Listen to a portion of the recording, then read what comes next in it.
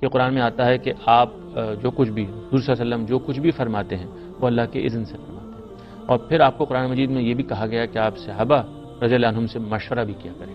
تو حضور کو اگر ساری باتیں اللہ کی طرف سے آتی تھیں تو پھر مشورے کی نصیحت کیوں نہیں؟ یہ بات تو کہیں قرآن میں کہیں بھی نہیں گئی۔ قرآن میں جو بات کہی گئی ہے وہ یہ ہے کہ ما ینطق عن الہویٰ ان ہوا الا وحی یوحیٰ، یعنی یہ قرآن جو رسالت میں آپ صلی اللہ علیہ وسلم لوگوں کے سامنے پیش کر رہے ہیں یہ اللہ کی وحی ہے، یہ آپ نے اپنی خواہش سے لوگوں کے سامنے پیش نہیں کر دی۔ یہ بات ہے جو قرآن میں کہی گئی ہے۔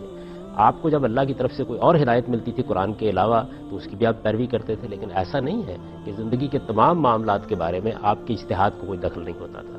یعنی حضور کا خود کوئی فیصلہ کرنا، حضور خود فیصلے کرتے تھے، حضور خود غور و خوض کرتے تھے، بعض چیزوں کے بارے میں رائے قائم کرتے تھے۔ اللہ تعالیٰ یقیناً نگرانی فرما رہا ہوتا تھا، اس کی وجہ یہ ہے کہ اللہ کے پیغمبر سے کوئی ایسی چیز نہیں ہو سکتی جو اللہ کے منشا کے خلاف ہو۔